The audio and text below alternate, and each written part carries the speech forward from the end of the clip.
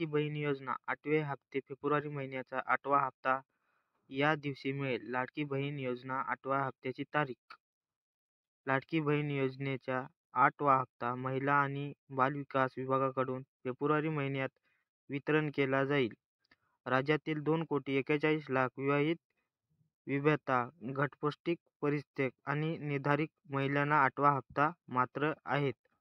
आणि माझ्या लाडकी बहीण योजना 8वा हप्ता तारखेअंतर्गत 15 फेब्रुवारी ते 25 फेब्रुवारी कालावधीत सर्व लाभार्थ्यांना 8व्या हप्त्याचा लाभ घेता येईल. 2024 रोजी मुख्यमंत्री एकनाथ शिंदे जी यांनी सुरू केली होती. या योजनेच्या अंतर्गत लाभार्थ्यांना दरम्यान 15,000 रुपये आर्थिक मदत दिली जाईल, जेणेकरून महिला अधिकृत स्वावलंबी होतील आणि या छोट्या गरजांसाठी कुटुंबावर अवलंबून राहावे लागू नये. या अंतर्गत आतापर्यंत 7 हप्त्यांमध्ये एकूण 10,500 रुपये वितरण करण्यात आले. अलीकडे योजनेच्या 7व्या हप्त्याचा लाभ 2 कोटी अधिक लाभार्थ्यांना मिळाला आहे आणि आता फेब्रुवारी महिन्यात 8वा हप्ता वाटप करण्याची तयारी राज्य सरकारकडून सुरू आहे. परंतु 7व्या हप्त्याचे वितरण राज्य सरकारने मात्र निकष पूर्ण करण्यात आला.